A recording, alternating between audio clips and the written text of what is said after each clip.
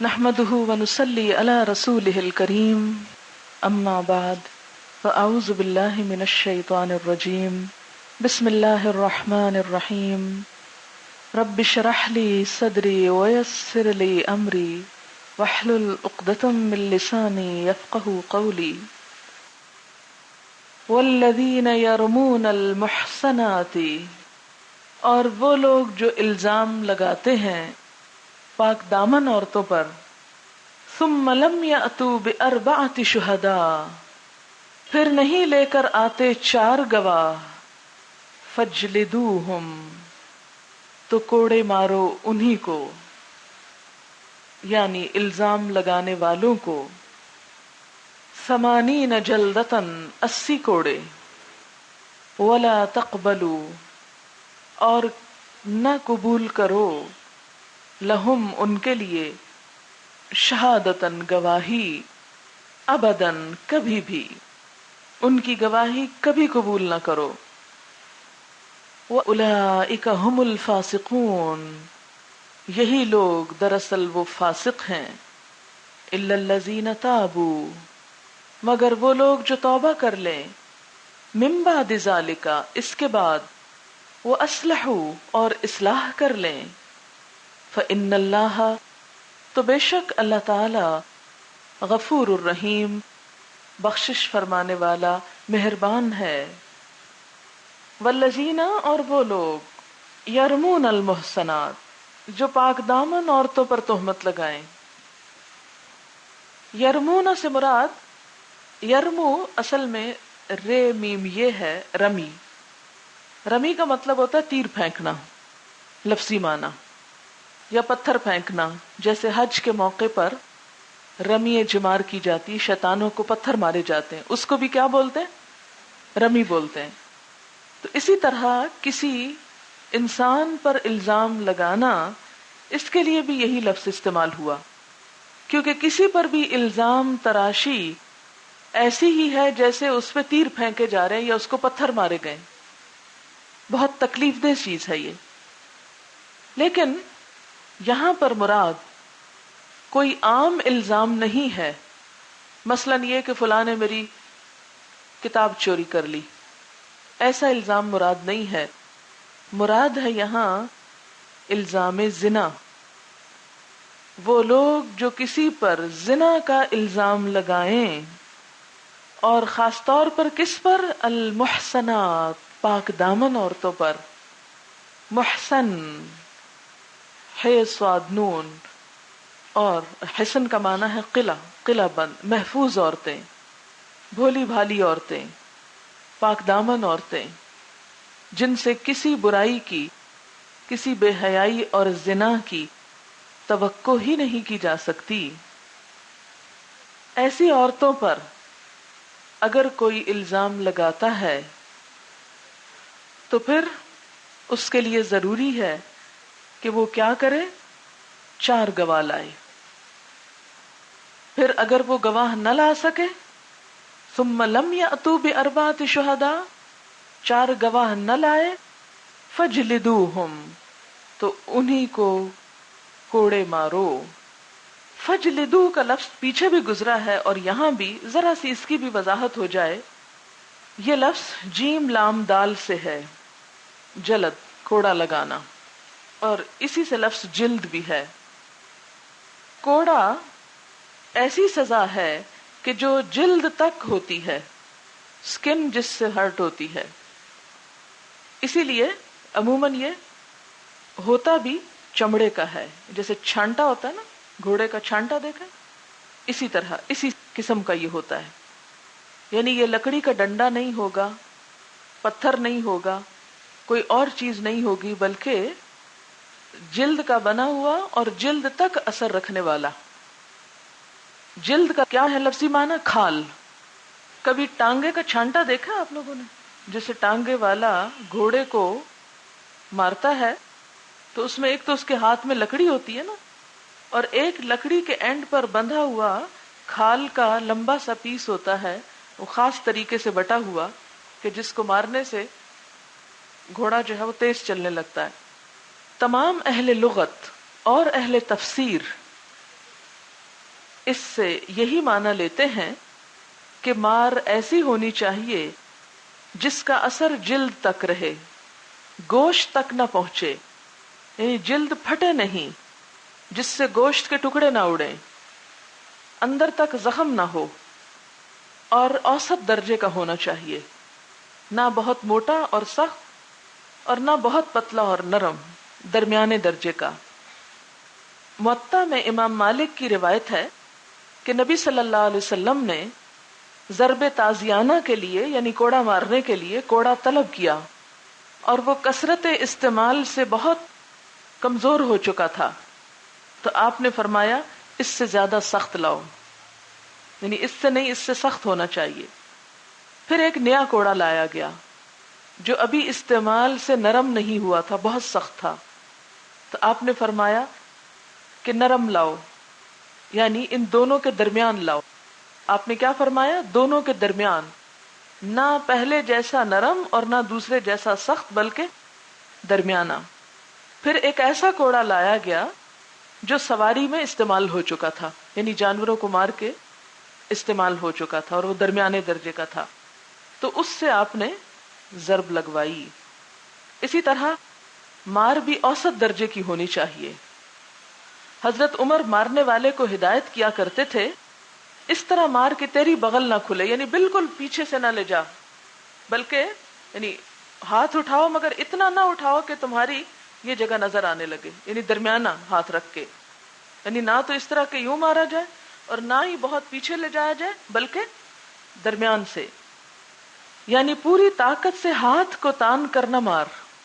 اسی طرح ضرب ایسی نہ ہو کہ جو زخم ڈالے، غیر مبرح کا لفظ آتا ہے۔ پھر اسی طرح ایک ہی جگہ نہیں مارنا چاہیے، مثلا اگر کمر پہ پٹ رہا ہے تو کمر پہ ہی مار مار کے چمڑی ادھیڑ دی جائے، ایسا نہ ہو۔ جسم کے سارے حصوں کو صرف منہ بچا کے مارا جا سکتا ہے، یا سر کو بچانا چاہیے، کیونکہ سر کی چوٹ بعض اوقات انسان کو پیرالائز کر سکتی ہے، اسے مار سکتی ہے۔ باقی ہر اس پر کچھ نہ کچھ مار پڑنی چاہیے۔ حضرت علی نے ایک شخص کو کوڑے لگواتے وقت فرمایا ہر عضو کو اس کا حق دے اور صرف منہ اور شرمگاہ کو بچا لے۔ دوسری روایت میں ہے سر اور شرمگاہ کو بچا لے، باقی سارے جسم پہ مار۔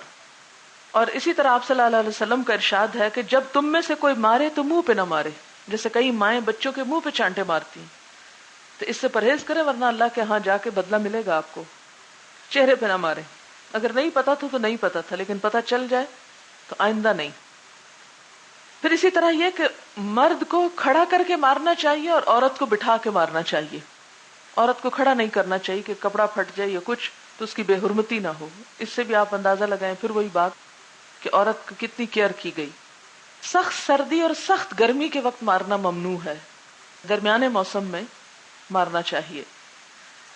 اسی طرح باندھ کے مارنے کی اجازت نہیں، سوائے اس کے کہ مجرم بھاگنے کا ڈر ہو، اس صورت میں اسے باندھ سکتے ہیں، ورنہ اس کو سیدھا کھڑا کیا جائے، کسی چیز سے باندھا نہ جائے۔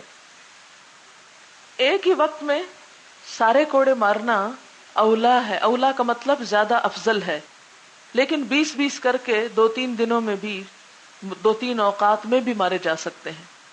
مثلا ایک ایسا شخص ہے کہ وہ ایک ہی وقت ہی مار برداشت نہیں کر سکتا، تو وقفے وقفے سے بھی اس کو مارا جا سکتا ہے۔ پھر اسی طرح مارنے کا کام اجڑ جلادوں سے نہیں لینا چاہیے کہ جو مار مار کے مارنے کے عادی ہو چکے ہوں۔ ہمارے ہاں تو جلاد ایک پیشہ بن چکا ہے نا، جلاد کا لفظ بھی جلد سے نکلا ہے، کوڑے سے ہی نکلا ہے۔ بلکہ اس کام کو وہ لوگ کریں کہ جو صاحب علم و بصیرت ہوں، سمجھدار ہوں۔ بلکہ یہ کہا گیا کہ اگر زنا شہادتوں سے ثابت ہوا ہو تو گواہ مارے۔ ہمارے ہاں تو لوگ شکایتیں بھی کرتے اور کہتے میرا نام نہ پتہ چلے، تو اسلام کیا کہتا ہے کہ اس کو سامنے لاؤ اور وہ کوڑا مارے، کیونکہ اس نے دیکھا اس کو جرم کرتے ہوئے، تو اس کی مار ایک سبق سکھانے والی مار ہوگی، اور دوسرے کسی شخص کو اس کا وہ احساس نہیں ہو سکتا۔ اور اگر قاضی کسی اور طریقے سے اس چیز کو ثابت کرتا تو ابتدا قاضی خود کرے گا مارنے سے، تاکہ گواہ اپنی گواہی کو کھیل نہ بنا لیں اور جج اپنے فیصلوں کو مذاق نہ سمجھیں، سوچ سمجھ کر دیں۔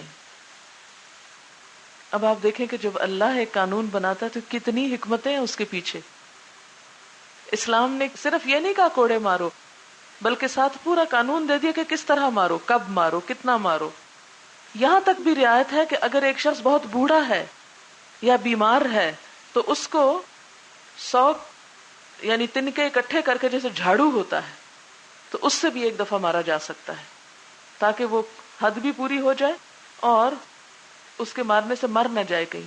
کیونکہ اگر ایک شخص مرنے کے قریب ہے تو آپ اسے 100 کوڑے ماریں گے تو وہ سروائیو نہیں کر سکتے، تو آپ قتل کے مرتکب نہ ہو جائے. تو اس کی بھی اجازت دی گئی. تو آپ دیکھیں کہ اسلام کے قانون کو آپ کہتے ہیں وحشیانہ سزا، اور دوسری طرف آپ کی جیلوں میں جو قانون رائج ہے اور جس طرح مجرموں کی چمڑی ادھیڑی جاتی ہے وہ آپ کے نزدیک بہت مہذب قانون ہے. لیکن اس طرف تو ہماری نگاہ نہیں جاتی اسلام کی سزا پر. اصل بات یہ ہے کہ اس کے پیچھے وجہ کچھ اور ہے، کہ لوگ یہ چاہتے ہیں کہ اس برائی کو برا نہ کیا جائے، کیونکہ بہت سارے شرفاء بھی اور بہت سارے قانون نافذ کرنے والے بھی اس جرم کے خود مرتکب ہو سکتے ہیں، یا ان کے لیے اس کی فیسلٹیز یا اویلیبلٹی زیادہ ہو سکتی ہے. تو اگر وہ دوسروں کے لیے یہ قانون پاس کریں تو خود ان کی اپنی پیٹھیں پٹیں. بہرحال تو بات یہ ہو رہی تھی کہ پھر اگر وہ 4 گواہ نہ لائیں، کون 4 گواہ نہ لائیں؟ الزام تراشی کرنے والے. تو کیا کرو؟ انہی کو کوڑے مارو. کتنے؟ 80 جلدتن، 80 کوڑے. یہ سزا ہے 80 کوڑے. کس کی؟ الزام لگانے والوں کی، جو اپنے الزام کو ثابت نہ کر سکیں. خواتین کا ایک سیمینار تھا، اس میں بہت کھلم کھلا بات ہو رہی تھی اس پر کہ اسلام نے عورت کو کوئی پروٹیکشن نہیں دی، کوئی حفاظت نہیں دی، اور بہت وحشیانہ طور پر اس کو ٹریٹ کیا جاتا ہے، اور بہت سی باتیں.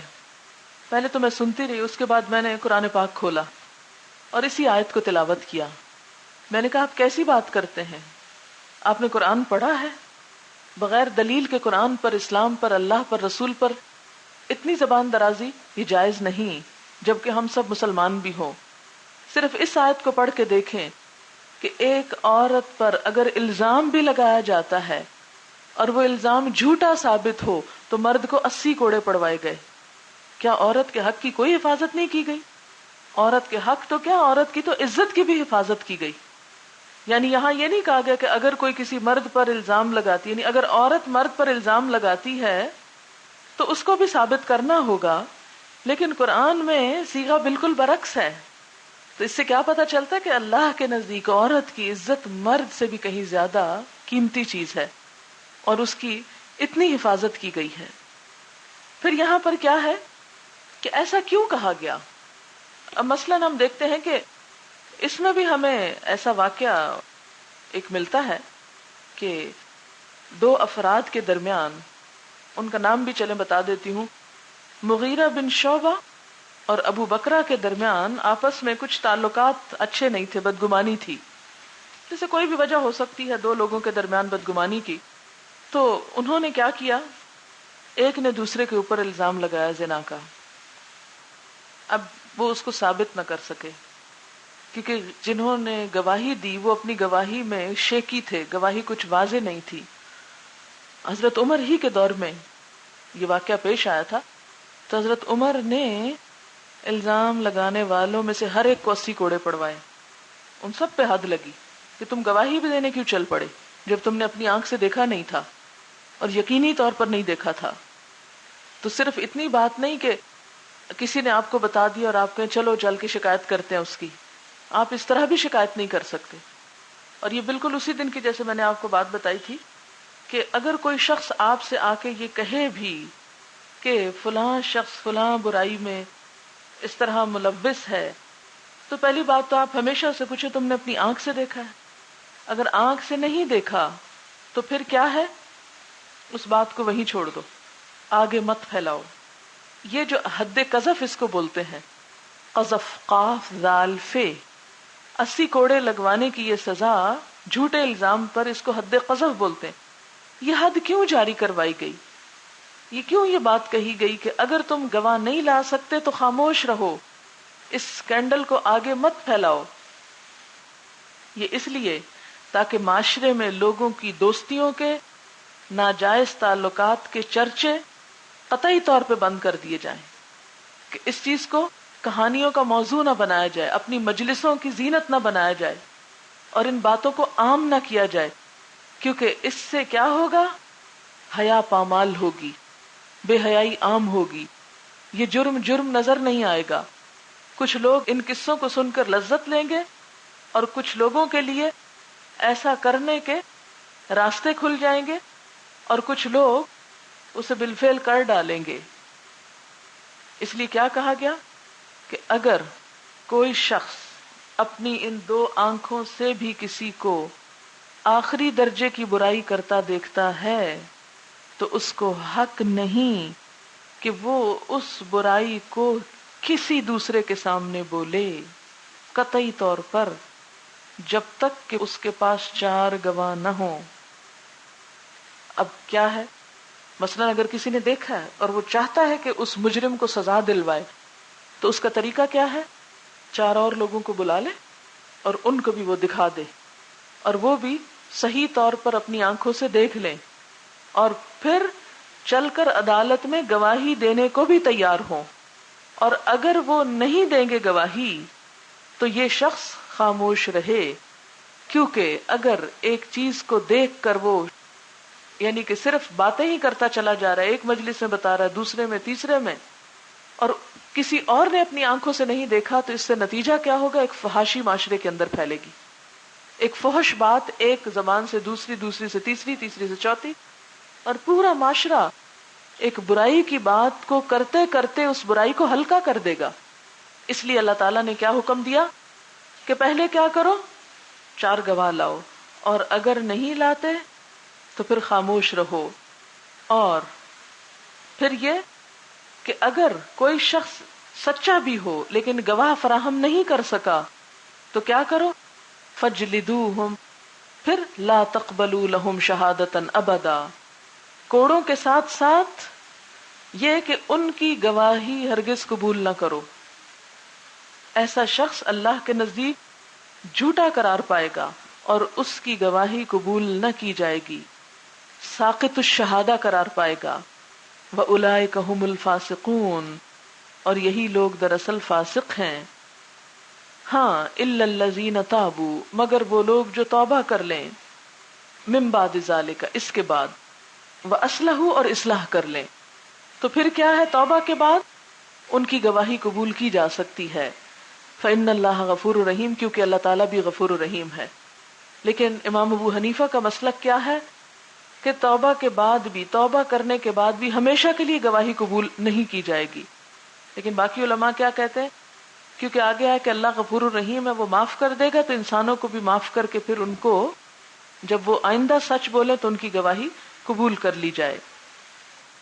تو اس سے کیا پتہ چلتا ہے کہ اسلام نے ایسی باتیں پھیلانے کو بھی سختی سے منع کیا، کیونکہ ایسے گندے واقعات اور سکینڈلز جب دوسروں کے سامنے بیان کیے جائیں تو پھر ایسے شہوانی جذبات کو بھڑکانے کی ایک عام روش چل پڑتی۔ یعنی اگر کوئی شخص مزے لے لے کر کسی کا ایسا واقعہ بیان کر رہا ہے، اس کی یہ کوئی نیت ارادہ نہیں کہ اسے سزا دلوائے، لیکن ویسے ہی اس چیز کا چرچا کر رہا ہے، تو پھر دوسروں کو بھی یہ محسوس ہوگا کہ اگر ایک شخص غلط کام سے اتنی لذت حاصل کر رہا ہے تو ہم کیوں پیچھے ہیں، ہم کیوں محروم ہیں؟ وہ بھی تو اسی معاشرے میں رہتا ہے، وہ غلط کام کر رہا ہے تو ہم بھی کر لیں، اللہ اس کو معاف کر سکتا تو ہم کو نہیں کر سکتا۔ عام گناہوں کے بارے میں بھی کیا قاعدہ ہے کہ اگر کوئی گناہ سرزد ہو تو برسر عام لوگوں کے سامنے مت اس کا اعلان کرو۔ مثلا اگر کسی شخص کی نماز قضا ہو گئی ہے اس کی کسی غفلت اور سستی کی وجہ سے، تو وہ ہر جگہ بیٹھ کے یہ نہ کہتا پھرے آج میں نے نماز نہیں پڑھی، اس سے منع کیا گیا۔ کیوں؟ اس لیے کہ اگر اس نے نہیں پڑھی تو دوسرے لوگ کہیں گے کہ اچھا اگر اس نے نہیں پڑھی اس سے یہ ہو سکتا، اور ویسے تو یہ بڑا پارسا بنا ہوا ہے، یہ غلطی کر سکتا ہے، تو ہم بھی غلطی کرتے ہیں، اور ایک برائی کو شے مل جائے گی، عام ہو جائے گی، وہ دوسرے لوگوں کا حیا ٹوٹ جائے گا اور وہ اس میں آگے نکل چلیں گے۔ اسی طرح اگر کسی کی کوئی برائی دیکھی تو اس کے بارے میں بھی کیا حکم ہے کہ اس کو ڈھانپو. حدیث میں آتا ہے من ستر مسلمن سترہ اللہ یوم القیامہ، جو کسی مسلمان کی پردہ پوشی کرے گا اللہ تعالیٰ قیامت کے دن اس کی پردہ پوشی کرے گا. لیکن اس کے برعکس، اسلام کی ان تعلیمات کے برعکس ہمارا کیا طرز عمل ہے؟ ہم لوگ کیا کر رہے ہیں؟ ذرا سوچیں. ہماری گفتگوؤں کے موضوعات کیا ہوتے ہیں؟ کالجز میں آپ نکل کے جائیں، لڑکیاں کیا باتیں کر رہی ہوتی ہیں؟ ہر وقت سکینڈلز ہی کی باتیں ایک دلچسپ موضوع ہوتی ہیں، کیونکہ سنانے والے کو بھی اپنی بڑی امپورٹنس پتہ چل رہی ہوتی کہ اس کے پاس ایک نئی خبر ہے کسی کی، اور سننے والوں کے لیے بھی اس میں بڑی اٹریکشن ہے کہ یہ باتیں شیطان بہت خوبصورت بنا کے پیش کرتا ہے. شیطان نے سب سے پہلا انسان پر وار کیا کیا تھا کہ انسان کا لباس اتروایا تھا. آج بھی شیطان کیا چاہتا ہے کہ انسان انسانوں کے لباس اتروائیں. لباس اتروانے سے مراد کیا ہے کہ ان کی چھپی ہوئی باتیں یا ان کے ایسے واقعات جو ہیں ان کو عام کیا جائے تاکہ معاشرے کے اندر سے حیا اٹھ جائے. اور آپ کو معلوم ہے اگر حیا اٹھ جائے تو ایمان اٹھ جاتا ہے. جس معاشرے کے اندر حیا نہ رہے وہاں ایمان نہیں رہتا. صحیح بخاری کے اندر ہے کہ حیا اور ایمان لازم و ملزوم ہے، ایک جاتا تو دوسرا بھی ساتھ چلا جاتا ہے. جس معاشرے میں ایمان نہیں وہاں حیا نہیں ہوگا. مغرب اس کی سب سے بڑی مثال ہے. آپ دیکھیں کہ جیسے کرسچنز تھے نا پہلے، تو کرسچنز بھی جو اب بھی صحیح معنوں میں کرسچن ہیں، ان کے نزدیک یہ سب برائیاں اور بہت قبیح حرکتیں ہیں. لیکن ملحد معاشرہ جس کا خدا رسول آخرت کسی چیز پر ایمان نہیں، ان کے ہاں یہ چیز عام بھی ہے اور بری بھی نہیں. تو بنیادی وجہ کیا ہے؟ ایمان نہیں. یعنی کرسچنز کا بھی کسی نہ کسی چیز پر تو ایمان ہے نا، چاہے اس میں شرک کی آمیزش ہے لیکن ایمان تو ہے. تو جہاں ایمان ہے وہاں ان برائیوں کو برا سمجھا جاتا ہے. لیکن جس معاشرے کے اندر ایمان نہیں وہاں آپ دیکھیں گے حیا نام کی چیز نہیں، اور جہاں حیا نہیں وہاں سے ایمان بھی چلا جاتا ہے. اور جب ایمان ہی نہ رہے تو کوئی بھی عمل قابل قبول نہیں رہتا. اب آپ دیکھیں کہ اس معاملے میں بھی کچھ باتیں ذہن میں رکھنا ہوگی. پہلی بات یہ ہے کہ الزام پاک دامن عورت پر ہو. اگر ایک پروسٹیچیوٹ کے اوپر بات کی جا رہی ہے تو وہ تو آلریڈی سب کو پتا ہے کہ وہ کون ہے. تو اس لیے اسلام نے محسنات کے اوپر الزام کی اتنی بڑی سزا رکھی ہے. کیونکہ اگر ایک شخص برائی میں آلریڈی مشہور ہے، سب کو پتا ہے کہ یہ کرتا کیا ہے، تو اس پر پھر حد نہیں جاری ہوگی اگر ایسی کوئی بات ہوئی تو. پھر اسی طرح یہ کہ کچھ شرائط ہوں گی تو پھر اس کے اوپر سزا ہوگی. مثلا یہ کہ بالغ ہو. اگر ایک بچہ قذف کا مرتکب ہو، قذف سے مراد یہ کہ جھوٹا الزام لگانے کا، تو اسے تعزیر دی جا سکتی، اس پہ حد جاری نہیں ہوگی، کیونکہ بچے کی بات قابل قبول نہیں. لیکن اگر بچہ کچھ ایسا بھی ہے کہ کچھ سمجھدار ہے اور کچھ بے سمجھ ہے تو ایسی صورت میں اسے کوئی اور سزا دی جا سکتی ہے. پھر اسی طرح کہ عاقل ہو، مجنون نہ ہو. اسی طرح حرام نشے کے سوا کسی دوسری نوعیت کے نشے کی حالت میں ہو. مثلا کلوروفارم سنگھا کے اس کو بے ہوش کیا گیا یا نیم ہوش میں، تو وہ کوئی ایسی بات کرے اسے مجرم نہیں قرار دیا جائے کیونکہ وہ سینسز میں ہی نہیں. اسی طرح یہ کہ اس نے اپنے ارادے سے ایسا کیا ہو، کسی کے جبر سے الزام نہ لگایا. بعض اوقات لوگ مجبور کر دیتے ہیں نا کہ تم یہ بات کہو جا کے، تو یہ کہ اس نے خود کیا ہو، کسی نے اس سے کروایا نہ ہو. اگر کروایا ہو تو پھر کروانے والے کو بھی پکڑا جائے گا. پھر اسی طرح یہ ہے کہ اپنا ہی باپ دادا نہ ہو، یعنی اپنے ہی باپ دادا وغیرہ پر یہ الزام جو ہے ان پر حد جاری نہیں ہوگی. پھر اسی طرح یہ ہے کہ گنگا نہ ہو، اشاروں سے بات نہ کرے بلکہ واضح زبان سے بول کر اصل الفاظ استعمال کرے. بہرحال یہ تو ہوا ایک قانون، اور اس کی حکمت بھی آپ کو سمجھ میں آ گئی. کیا حکمت ہے؟ نمبر 1، عورت کی عزت و عصمت کو بچانا اللہ کے نزدیک وہ بہت پیاری ہے. نمبر 2، معاشرے کے اندر ایسے گناہوں کے چرچوں کو روکنا، ایسی فحاشی کی وربل تشہیر سے بھی منع کرنا، تاکہ معاشرہ جو ہے اس کا رخ اور رجحان عملی چیزوں کی طرف رہے، تعمیری کام ہو. کیونکہ جس معاشرے کے اندر ایسی بے حیائی کی باتیں اور چرچے عام ہوں گے، لوگوں کی گفتگو کا، مجلسوں کا موضوع سکینڈلز ہوگا، تو وہاں پر کیا ہوگا؟ لوگوں کی سوچ کیسی سوچ ہوگی؟ گندی سوچ ہو جائے گی، اور ایسی گندی سوچ کے ساتھ کوئی تعمیری کام نہیں کیا جا سکتا۔ نبی صلی اللہ علیہ وسلم کے جو 4 فرائض منصبی تھے اس میں سے ایک یہ بھی تھا کہ وَيُزَكِّيهِمْ، وہ ان کو پاک کرتا ہے، اور یہ پاکیزگی ذہنی پاکیزگی بھی ہے، گفتگو کی پاکیزگی بھی ہے۔ تو تزکیہ نفس کے لیے بھی ضروری ہے کہ ایسی باتوں میں نہ تو دلچسپی لی جائے، نہ ایسے سکینڈلز کو سنا جائے، نہ ان کو آگے روایت کیا جائے، اور نہ ہی ان میں اپنا کوئی انٹرسٹ شو کیا جائے۔ اسی لیے اگر کوئی آپ کے پاس ایسا کوئی قصہ کہانی لے کر آئے تو اوائڈ کریں اس میں بہت انٹرسٹ لینے سے، یا اس کی بہت کھوج کرید پوچھ گچھ کرنے سے، کیونکہ ہمارے ہاں تو لوگوں کا شغل یہ ہوتا ہے، تمہیں پتا ہے؟ اچھا کیا بات؟ وہ فلاں لڑکی کے، اچھا کیا؟ دوسرے سے سننے کے بجائے خود ہی شروع ہو گئے، اور پھر ایک طرف تو غیبت، دوسری طرف الزام تراشی، تیسری طرف یہ ہے کہ ایک فحاشی کی تشہیر۔ اس لیے ایسے معاملات کو موضوع گفتگو بھی نہیں بنانا چاہیے، اور نہ اسے آگے روایت کرنا چاہیے، ورنہ آپ بھی اس گناہ میں برابر کے شریک ہو جائیں گے۔ تو یہاں پر یہ قانون بتایا گیا، آگے آپ واقعہ افک انشاءاللہ جب پڑھیں گے تو وہاں دیکھیں گے کہ اس قانون کو اپلائی کس طرح کیا گیا۔